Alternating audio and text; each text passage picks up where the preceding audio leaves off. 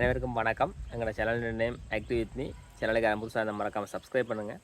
மற்றொரு காலில் உங்களை சந்திக்கிறதுல மிக்க மகிழ்ச்சி. இந்த காலில் நாங்கள் என்ன பார்க்க போகிறோம்னா பாகல் செய்கை பார்க்க போகிறோம். அந்த பாகல் செய்கை எங்களோட சேனலுக்கு இப்போ புதுசாக தான் இருக்குது. நாங்கள் பாகல் செய்கை வரைக்கும் போட்டதில்லை. இப்போ அதுவும் இந்த பாகல் செய்கை ஒரு சீரீஸாக போடுவோம். அதாவது இப்போ பாகல் செய்கை இன்றைக்கு டே ஒன் ஆஃப் பாகல் செய்கை இன்றைக்கு ஆரம்பிக்கிறோம். கடைசி அறுவடை எடுத்து முடியும் மட்டும் நாங்கள் இந்த வீடியோவை இடை கிடைக்கல டே 1 டே 10 அப்படி இடை கிடைக்க நாங்கள் பார்த்துருப்போம். முதலாவது விதை இப்படி தெரிஞ்சு நாங்கள் விதையை இந்த உரங்க நிலையை நீக்கினாங்கள் அதோட தொடர்பாகவும் இந்த விதையிட போகிறோம் அது ரூபா பார்ப்போம்.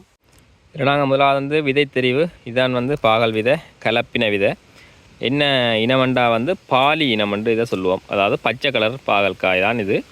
இனத்தை நாங்கள் ஏன் செலக்ட் பண்ண வேண்டாம் இலங்கையை பொறுத்த வரைக்கும் வடபகுதியில் தமிழ் மக்கள் அதில் வெள்ளை கலர் பாகக்காய் தான் சாப்பிட்றது. ஆனால் அந்த இலங்கை தென்பகுதி மக்கள் பச்சை கலர் பாகல் சாப்பிட்றது. அப்புறம் எங்களோட நோக்கம் எங்களோட மார்க்கெட் காகில்ஸ் அதாவது ஃபுட் சிட்டி அதுக்கு தான் நாங்கள் கொடுக்க போகிறோம்.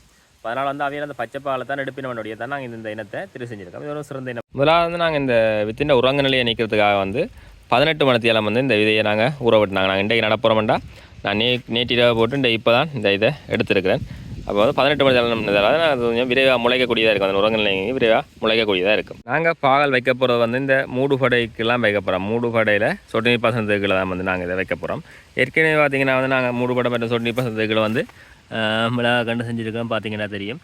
அதில் மிச்ச பகுதிக்கு நாங்கள் பாகல் கண்டு செய்ய போகிறோம். இதில் இரிகேஷன் முறை நான் முதலே சொன்னது மாதிரி சொட்டு நீர் பாசனத்தெலாம் தண்ணி விட போகிறோம். மற்ற மல்ச்சிகளை இப்போ இந்த மல்ச்சியால் நல்ல நன்மைகள் இருக்குது. புல்லு கட்டுப்பாடு அப்படி நிறைய இருக்குது. அதை நாங்கள் தொடர்ந்து பார்ப்போம் அடுத்த வீடியோக்களில்.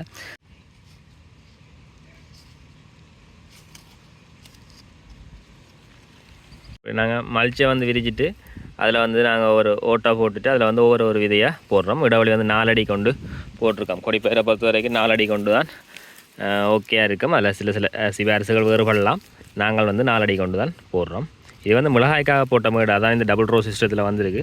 ஆனால் இதில் நாங்கள் பாகல் செய்வோம். என்ன மாதிரி இருக்குன்னு தொடர்ந்து பார்ப்போம்.